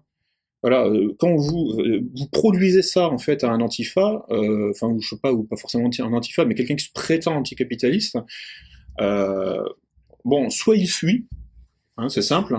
Soit il fuit, soit bon voilà quoi, il est piégé. Alors tout ce travail-là consiste finalement, quand on regarde bien, hein, quand je parlais de construire, enfin de prendre le contrôle des murs porteurs de l'esprit de votre interlocuteur, en fait, donc ça consiste à aller vraiment au-delà du contenu de ce qu'il pense, mais il faut toucher le contenant. Le contenant, c'est en fait c'est l'environnement. Hein, les murs porteurs définissent en fait l'environnement au niveau de la maison, quoi. L'environnement ou la toile de fond.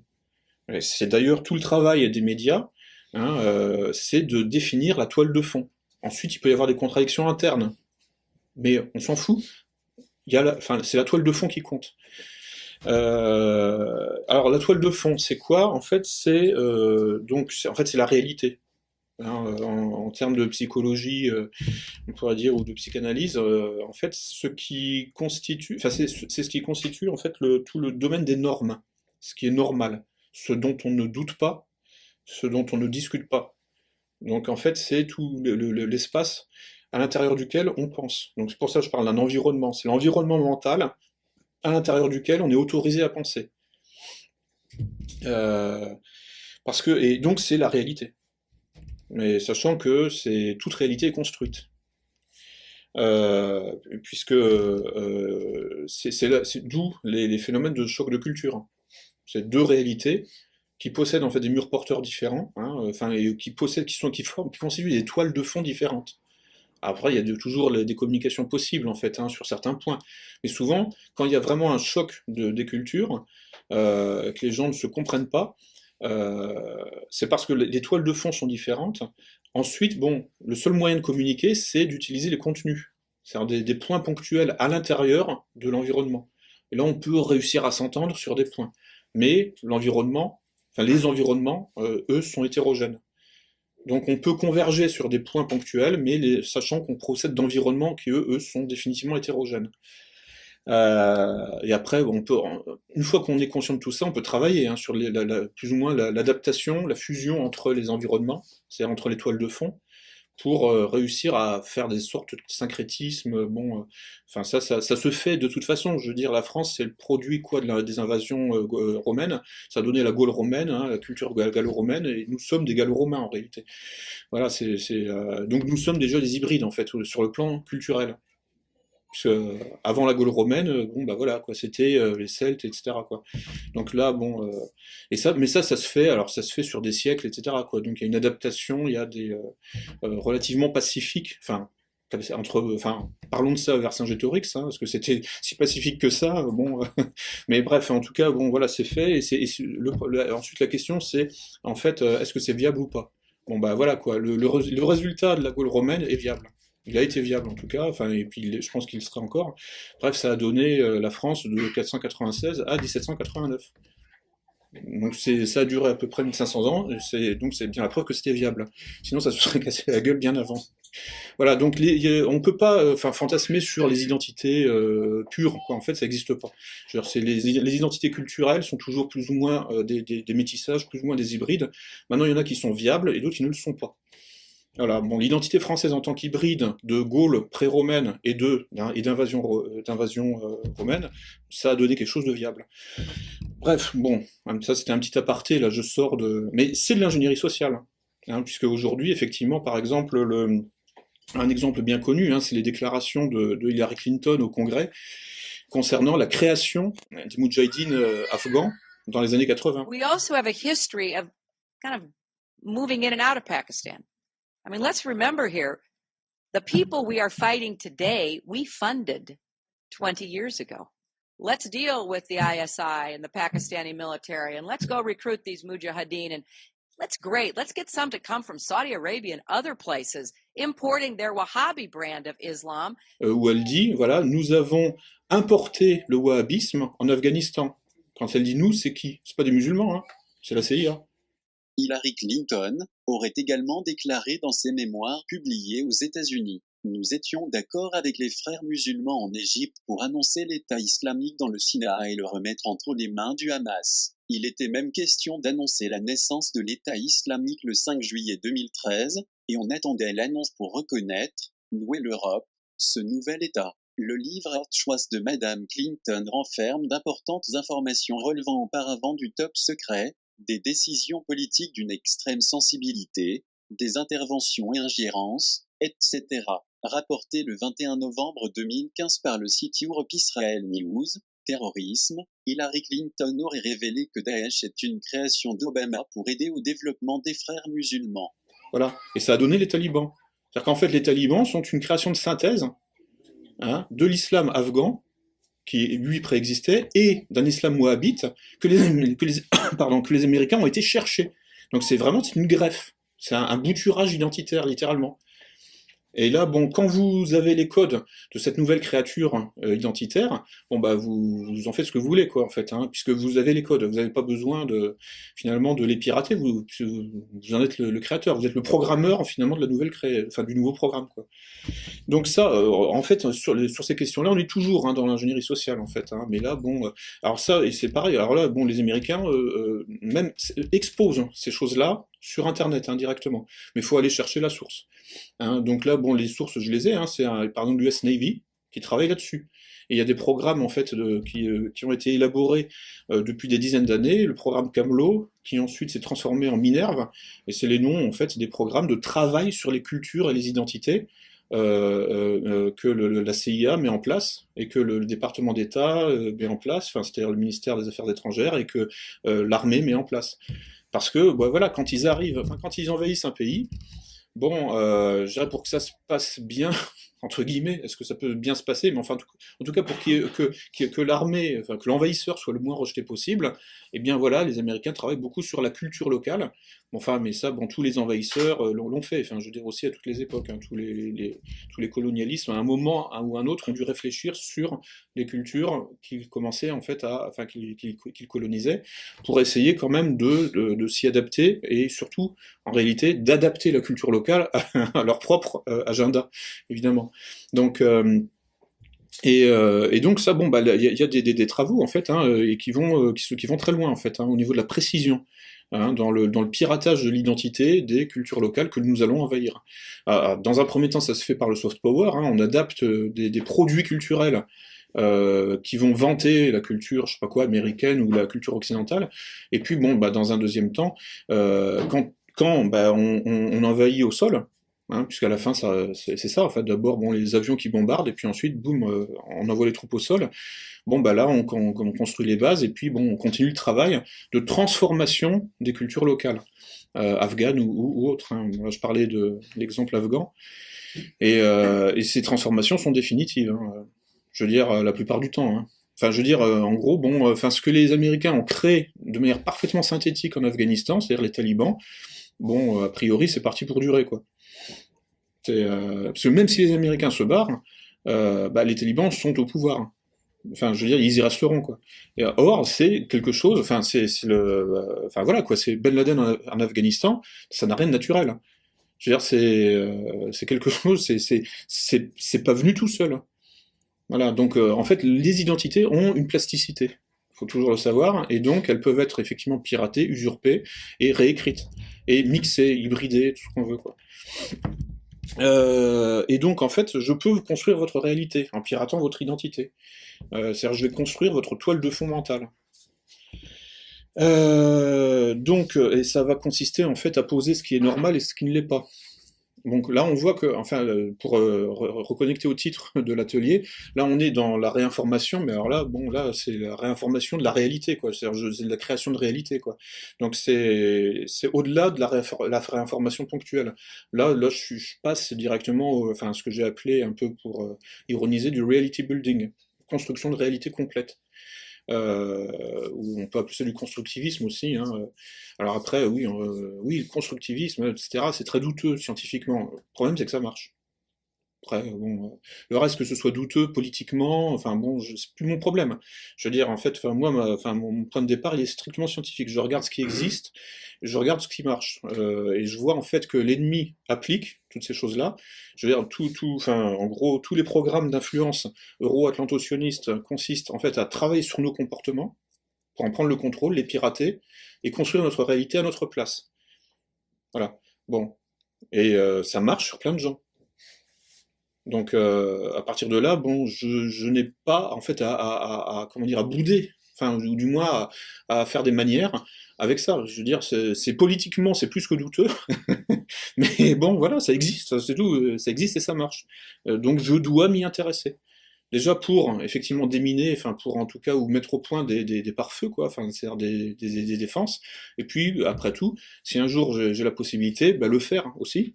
Hein, je veux dire, pour sauver des arbres, en quelque sorte, autour de moi, c'est-à-dire pour reconstruire votre réalité, qui est en train d'être déconstruite, mais vous le savez, et puis éventuellement, même ensuite, quand on passera à l'offensive, pour détruire la réalité de l'ennemi, aussi. C'est-à-dire pour jouer sur, en fait, c'est tout son système, en fait, de toile de fond, comme je disais.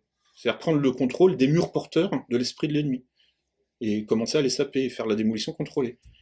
Ça, il faudra le faire un jour. Enfin, bon, pour l'instant, le rapport de force n'est pas en faveur de l'ennemi, mais il n'est pas en notre faveur non plus. Enfin, c'est bloqué, là, on est dans une guerre de tranchées. Mais voilà, il faudra le faire un jour. Donc, là, j'anticipe sur ça, quoi, en fait. C'est-à-dire sur le travail qui nous attendra. Donc, tout ça, en fait, alors ça porte un nom aussi, hein, c'est en anglais, c'est la groupthink, sur la pensée groupale, la pensée de groupe.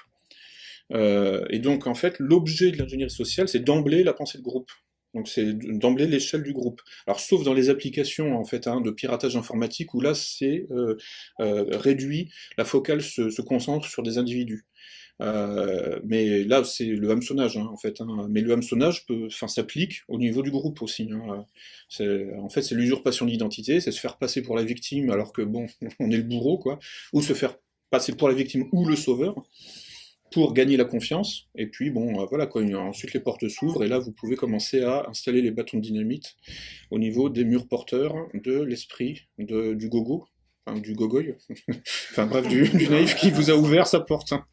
Et donc, je vais vous exposer quelques techniques maintenant d'ingénierie sociale, donc c'est-à-dire des outils de conduite du changement. Donc il existe, hein, là en l'occurrence c'est vraiment des choses que vous avez trouvées sur Google en fait, hein, c'est sur Wikipédia. Hein. Je vais commencer par les 8 étapes du changement selon John Kotter, qui est né en 1948 et qui est aujourd'hui donc une espèce de gourou hein, du management et de la conduite du changement. Alors John Kotter, ça s'écrit K-O-T-E-R. Et donc il a distingué 8 étapes pour en fait finalement faire bouger un groupe d'un point A vers un point B. Le point A c'est son point de départ, hein. Donc ça va être, on pourrait dire, enfin en termes un petit peu identitaires, ce sera sa culture enracinée, quoi. Enfin son point d'enracinement. C'est là où il est aujourd'hui. Et comment donc le faire passer de ça à autre chose qui n'est pas défini, puisque là on est dans une méthodologie pure, hein, donc ça peut être pour le modifier, enfin le transformer, hein, donc définitivement hein, quand même, ou alors ça peut être aussi pour le détruire, hein, tout simplement. Hein. Mais là le contenu est vide là en fait, hein, je veux dire c'est juste la méthode. Donc dans un premier temps, il faut impérativement créer un sentiment d'urgence. Premier point. Donc stresser les gens en fait. Tous les moyens sont permis, hein, tous les coups sont permis pour ça. Deuxième point, créer une équipe de pilotage. Donc ça veut dire en fait recruter une élite au sein de ce groupe, hein, ça revient à ça. Troisième point, développer une vision et une stratégie. Quatrième point, communiquer la vision du changement. Donc une fois que vous avez recruté votre élite, hein, votre minorité active au sein du groupe, donc vous développez donc la stratégie. Hein, ensuite vous communiquez sur cette stratégie, c'est-à-dire que vous diffusez ce qui est, les résultats du brainstorming, quoi, en fait. Ensuite responsabiliser les employés pour une large action. Alors les employés, parce qu'en fait, c'est essentiellement en entreprise hein, que tout ça a été développé, mais ça peut être, au lieu de les employés, ça peut être les fidèles, hein, si on parle d'une religion, ça peut être en fait les autochtones, quoi, enfin n'importe. Ensuite, générer des victoires rapides. Alors ça c'est important, hein, au niveau du tonus émotionnel, hein, il faut que, en fait, parce que ce nouveau groupe que vous êtes en train de créer, il est fragile au début, hein, parce que tout est nouveau, quoi. C'est une nouvelle culture que vous essayez d'implanter. Pour que ça prenne, hein, il faut évidemment que les gens soient contents.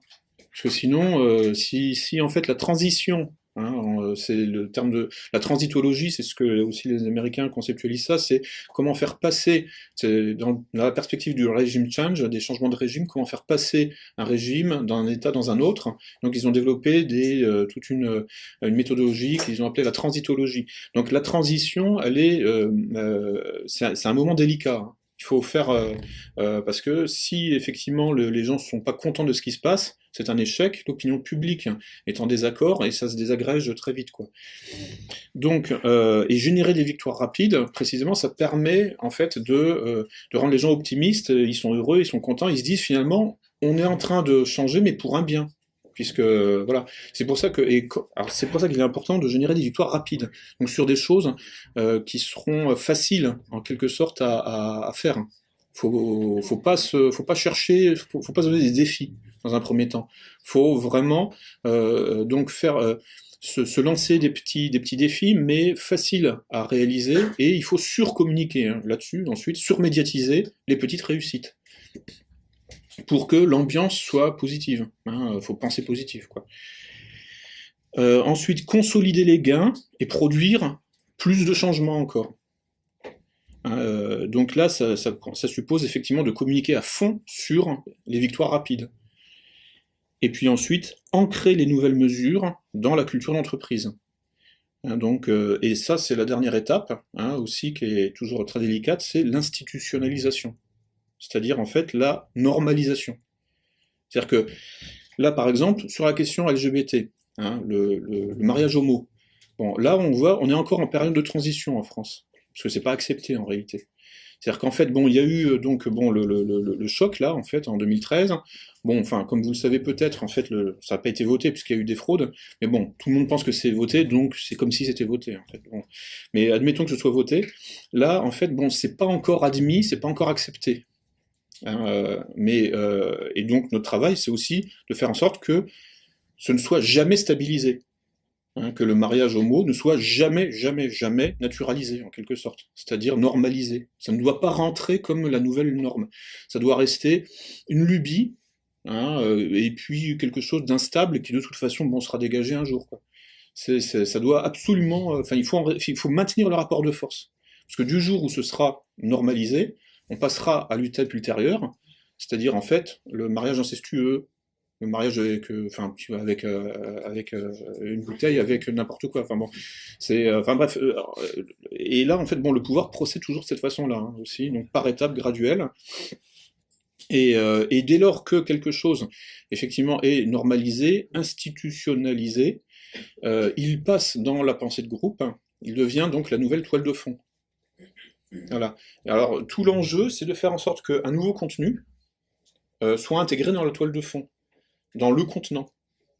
C'est-à-dire qu'un nouveau contenu, le mariage homo, en fait, mais qui reste amovible hein, sur un siège éjectable, parce que c'est un contenu ponctuel, la toile de fond, elle, n'est pas encore touchée. L'enjeu de l'ingénieur social, c'est de faire en sorte que ce nouveau contenu soit, en fait, fusionné dans la toile de fond, et qu'il devienne même, à la limite, la toile de fond. Là, concernant le LGBT, je pense que c'est le but. Il faut que le LGBT, enfin l'idéologie, devienne la nouvelle toile de fond, le nouvel environnement de nos existences. Et que finalement, en fait, l'hétéronormativité soit expulsée de son statut de toile de fond, justement, pour devenir un contenu amovible.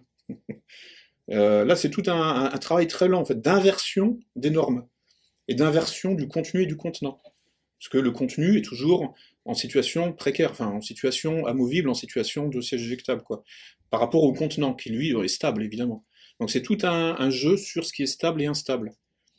Il faut inverser ce qui est stable, c'est-à-dire ce qui est normal, et ce qui est instable, c'est-à-dire anormal. Faire passer l'anormal, donc l'instable, comme nouvelle stabilité, nouvelle normativité.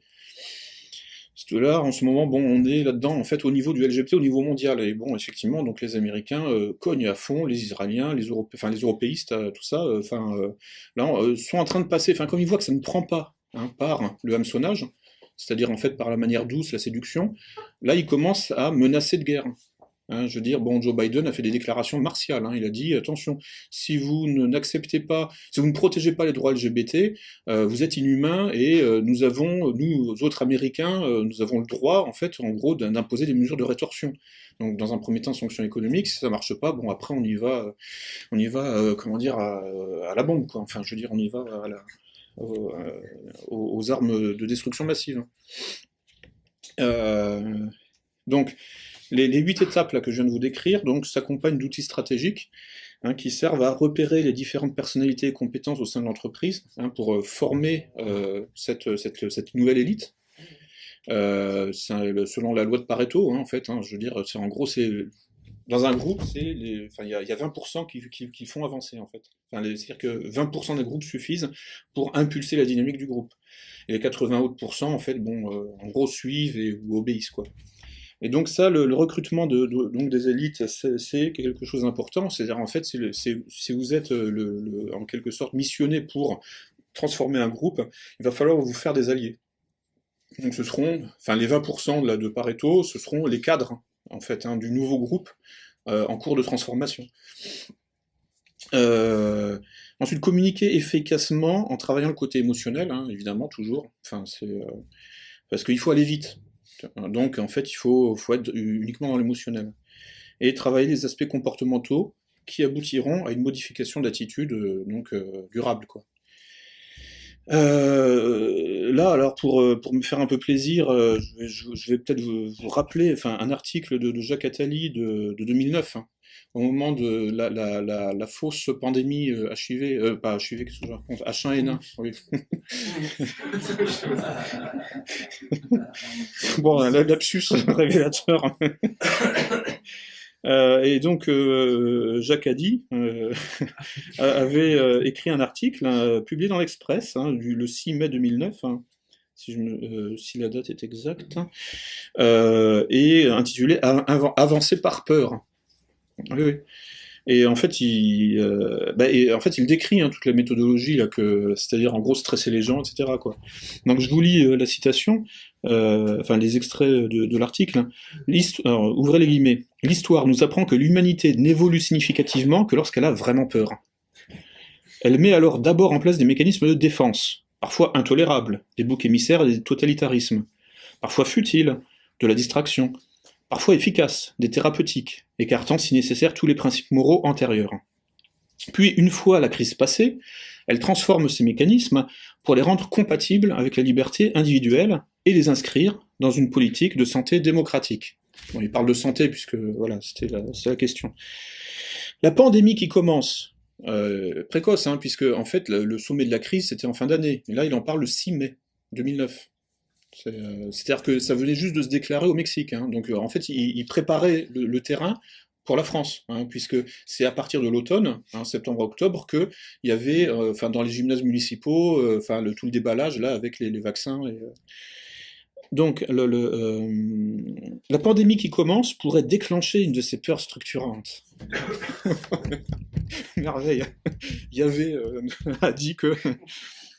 Et même si, comme il faut évidemment l'espérer, cette crise n'est pas très grave, oui, faux cul, il ne faudra pas oublier, comme pour la crise économique, d'en tirer les leçons.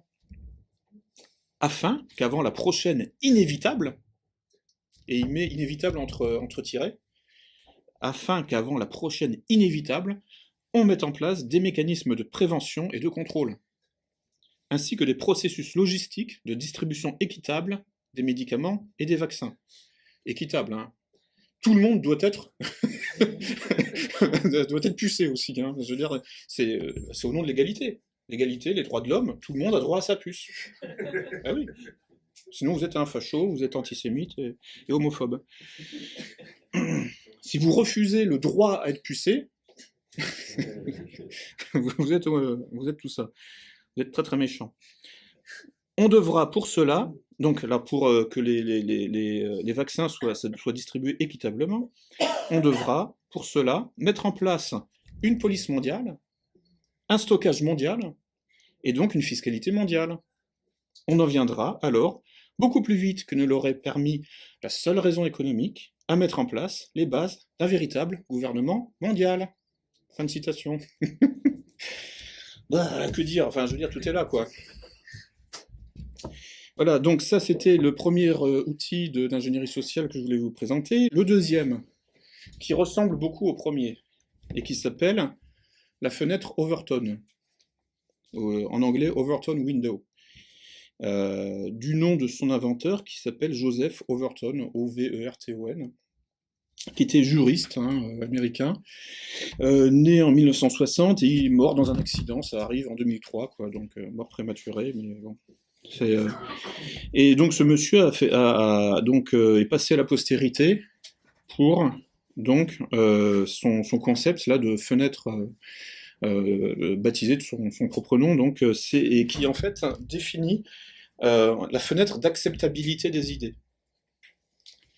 C'est-à-dire c'est en gros la fenêtre mentale qui définit ce qu'il est acceptable de dire, donc de penser.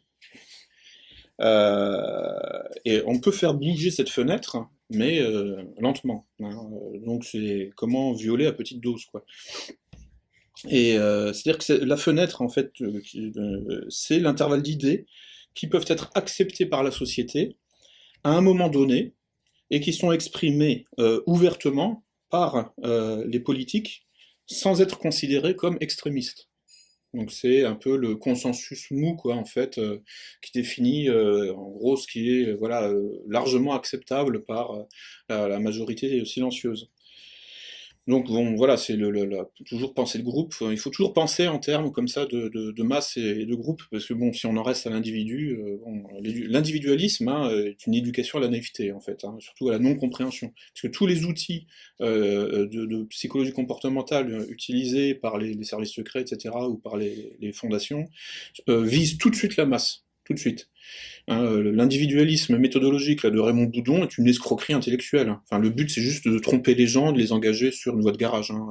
Le libéralisme est une fiction déjà, concrètement, puisque bon, l'individualisme méthodologique de Boudon, marche de pair avec le libéralisme qui n'existe pas, hein, premièrement, en tant que sa réalité économique ou sociale, hein, et qui est en réalité en fait juste un moyen en fait d'orienter les gens dans le mur, quoi, en fait, et surtout sur une piste totalement stérile intellectuellement qui interdit finalement de réagir au système justement de contrôle social de masse, puisqu'on ne comprend plus, le paradigme, le mode de lecture, la grille de lecture des phénomènes n'est pas adapté finalement à la manière dont fonctionnent vraiment les sociétés.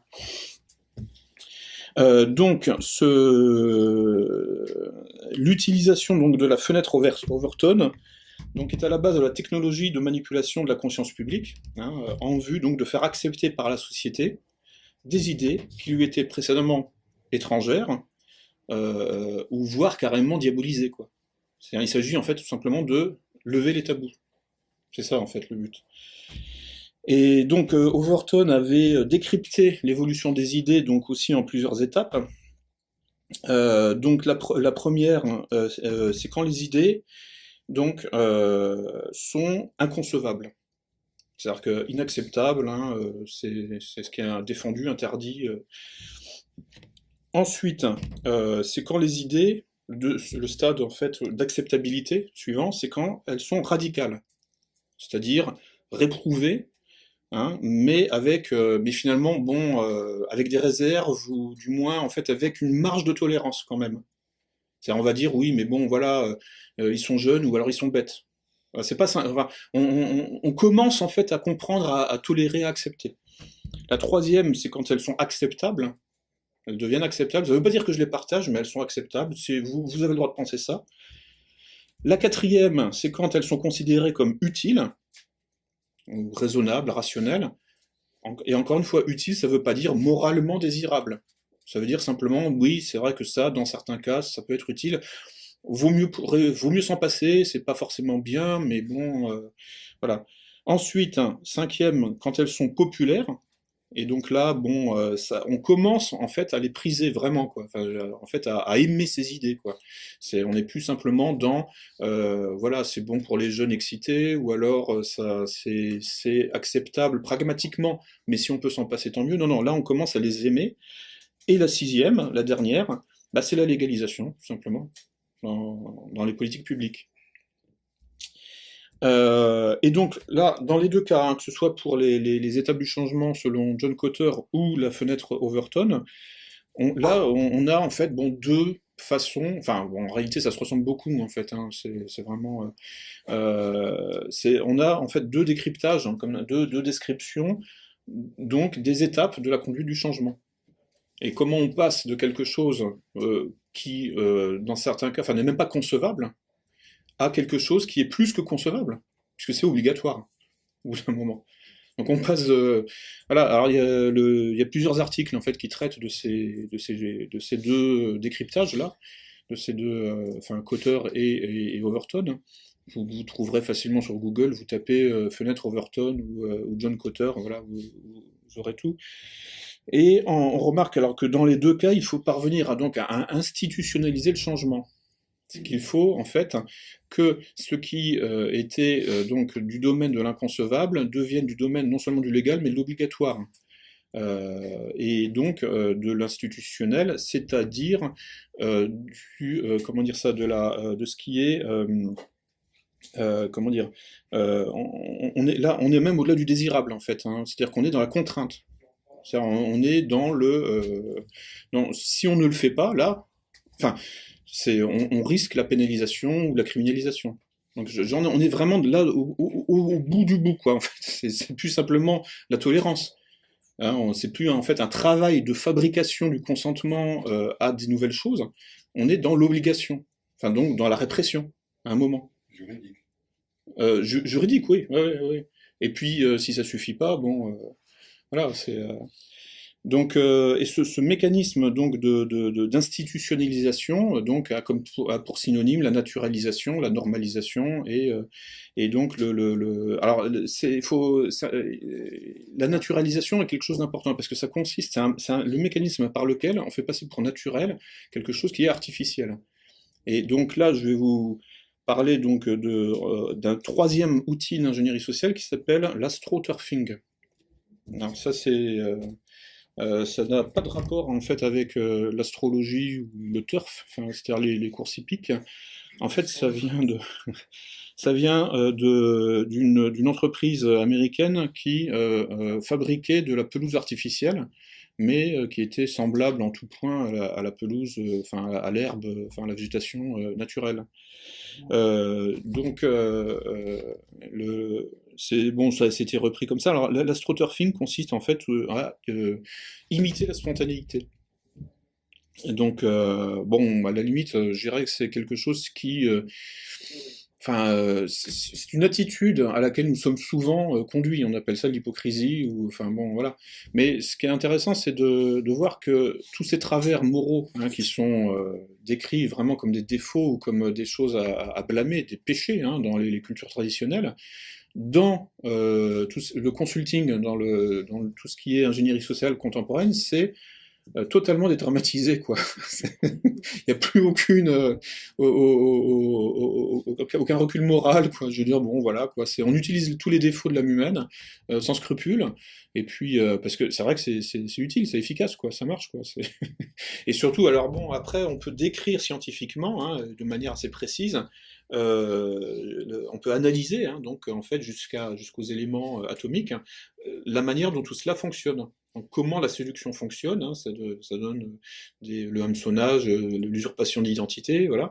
Comment donc l'hypocrisie fonctionne, hein, donc on va parler d'astroturfing, et surtout ce qui est amusant, c'est de voir que en fait il y a une sorte de recommandation d'usage industriel, hein. On passe en fait à la pratique industrielle de ces travers moraux, quoi.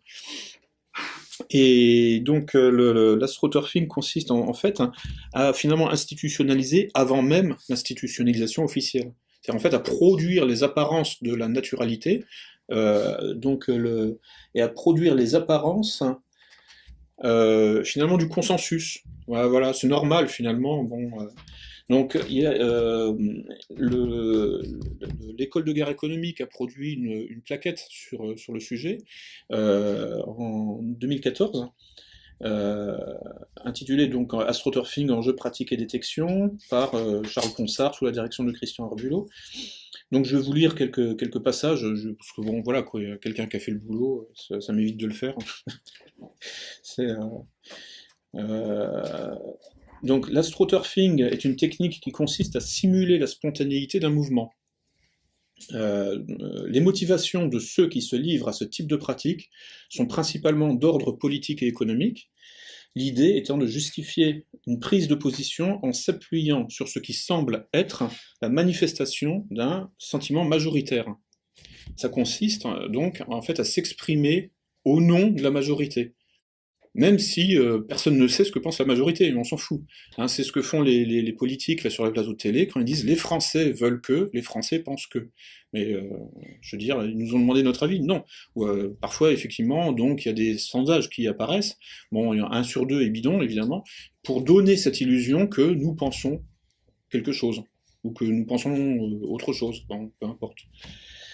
Donc, l'astroturfing peut être choisi ou subi, il peut être choisi pour venir à l'appui d'une stratégie de communication, mais il peut être aussi subi quand l'adversaire croit, à tort, que sa démarche s'appuie sur une adhésion générale. Donc l'astroturfing varie également selon son ampleur. Il peut concerner aussi bien des enjeux limités comme le trucage d'un sondage à la télévision, aussi bien que des enjeux militaro-diplomatiques dans diverses opérations, les révolutions colorées, hein, qui visent en fait à imiter la spontanéité d'une insurrection populaire, que bon, enfin c'est sponsorisé de A à Z par des gens qui suivent des formations, hein, c'est les tech camps. Je ne sais pas si vous avez entendu parler de ça, mais qui sont en fait des sortes de séminaires de formation à l'utilisation des réseaux sociaux pour donner l'illusion d'un mouvement de masse. Hein, donc effectivement, ça consiste à se fabriquer plusieurs fausses identités sur Facebook ou sur Twitter, etc., à se retweeter soi-même, à tweeter celui qui est dans la pièce d'à côté en faisant croire que... Oui, parce que c'est des labos, en fait, je veux dire, ils sont plusieurs, quoi. Alors, tous les services secrets font ça, hein, je veux dire, enfin les Américains, les Russes, tout le monde fait ça, puisque, je veux dire, si on fait pas ça, on se désarme soi-même. Hein, bon. Maintenant, je veux dire, il y a ceux qui font ça de manière offensive et ceux qui font ça de façon défensive. Il y a quand même une nuance, quoi, légère. Hein, donc, alors, il y a donc voilà, une technique qui s'appelle le persona management, qui consiste, alors donc, dans la déclinaison des nuances, des sous-chapitres de l'astroturfing, donc il y en a une, c'est le persona management. Un persona, donc c'est une identité fictive stéréotypée. Donc c'est ce que vous allez créer hein, quand vous vous mettrez, j'espère, un jour, à faire de la réinfo sur Internet. Bon, enfin non, mais je plaisante, mais bon, c'est-à-dire que c'est un bon moyen. Enfin, ça coûte pas grand-chose en réalité de faire ça, puisque c'est juste en fait 10 minutes, 15 minutes pour se fabriquer un compte avec une identité fictive stéréotypée. Son but est de correspondre à un standard donné pour provoquer une réaction déterminée. L'usage d'un persona peut être légitime quand dans le cas de test d'un programme informatique ou d'une stratégie marketing. Oui, légitime, ça se discute. Enfin bon, en fait, quand c'est vraiment effectivement pour tester des choses, puis que ça sort pas d'un labo de recherche, oui, évidemment. Oui. Donc l'usage de persona en grand nombre pour induire une personne lambda en erreur constitue un usage qui peut être considéré comme contestable. Ouais, quand même. Les grandes puissances comme les USA, la Chine et la Russie, il oublie Israël, mais bon, bref, et puis la Grande-Bretagne, pratiquent cela à grande échelle, en appui de leur stratégie de puissance. Les révélations récentes d'Edward Snowden ont montré que la Grande-Bretagne, mille excuses, il en parle 3 lignes en dessous, que la Grande-Bretagne se lançait aussi dans ce domaine avec le guide Online Covert Action, d'une sous-branche des services secrets. Ce guide détaille toutes les actions possibles pour générer l'illusion de l'adhésion sur les réseaux sociaux, par exemple. Les diapositives présentées insistent particulièrement sur les mécanismes sociaux et psychologiques qui poussent l'individu à s'engager. Ce livret, alors voilà, parce que l'idée c'est toujours en fait de faire effet boule de neige. Hein. C'est en fait, en gros, bon voilà, donc je parle, la CIA va constituer une équipe de 10 personnes qui sont chargées de recruter 100 personnes. Recruter pour les services secrets, ça veut pas dire que la personne recrutée est consciente. Je veux dire, en lisant des bouquins sur les services secrets, Mossad ou autres, en fait, c'est ce qu'on apprend. C'est-à-dire que le Mossad peut vous considérer comme un agent du Mossad, vous traiter en fait comme un agent recruté sans votre accord conscient, à partir du moment où il considère que vous lui êtes utile. Et je dis le Mossad, mais parce que j'avais lu ça dans un bouquin sur le Mossad, là, de Viktor Ostrovsky. Mais bon, Mossad n'est pas le seul, ils font tous ça, en fait. Hein. Vous pouvez être considéré comme... Enfin, là, c'est la souveraineté absolue, quoi.